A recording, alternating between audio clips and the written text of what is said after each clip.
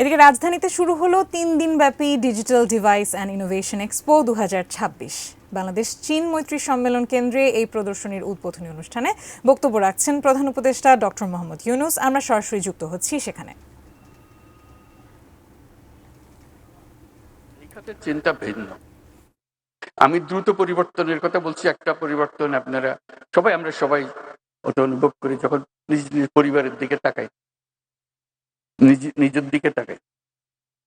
আমার অমুক বয়সে আমি কি করছিলাম, আমার এই বয়সে আমার ছেলে বা মেয়ে কি করছে,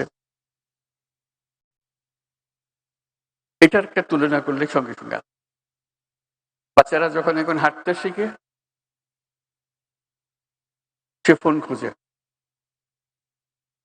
সে জানে এখানে টিপ দিলে তার পছন্দের গান, পছন্দের নাচ এটা আসে, কান্নাকাটি করে।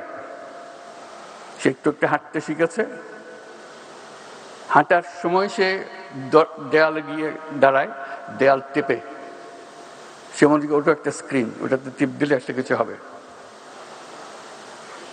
তার চিন্তাই হচ্ছে ওইভাবে, তার ইশারাতেই কাজ হয়। এই যখন 10 বছর বয়সী হবে, আমাদের যে 10 বছর বয়স ছিল তার সাথে সম্পূর্ণ ভিন্ন। এর বয়স যখন 25 বছর হবে, আমরা যে 25 বছরের ছিলাম সেই 25 বছরকে তার কাছে মনে হবে গুহা মানব। তোমরা গুহায় ছিল, তোমাদের সঙ্গে কথা বলে লাভ কি? তোমরা তো আমাদের কথা বুঝবে না। ওদের ভাষা অন্যরকম।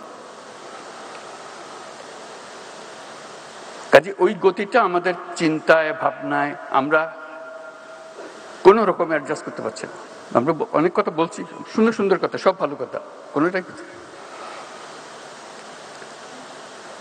এটা আমাদের কথা, 100 বছর আগের পুরনো কথা। এখনকার যারা, তারা ওইভাবে চিন্তা হতে করছেই না। এই যে দূরত্ব সৃষ্টি হচ্ছে আমাদের, যেখান দিয়ে আমাদের মূল স্রোত যাবে জীবনের,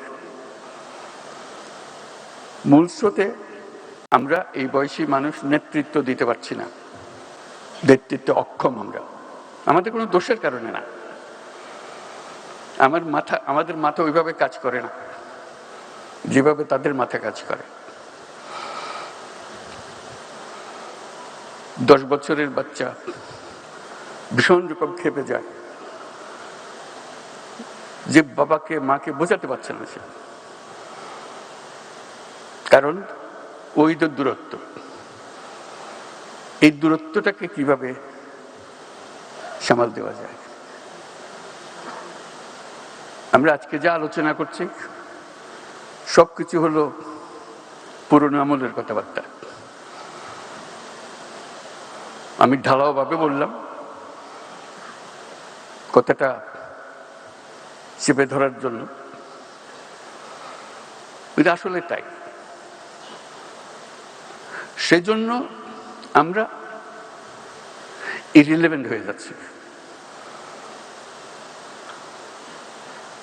যখন দ্বন্দ্ব হয় তখন আমরা বুঝতে পারি না কেন এই দ্বন্দ্ব হচ্ছে। দ্বন্দ্ব হচ্ছে এই জন্য তাদের দৃষ্টিতে আমরা গুহাবাসী।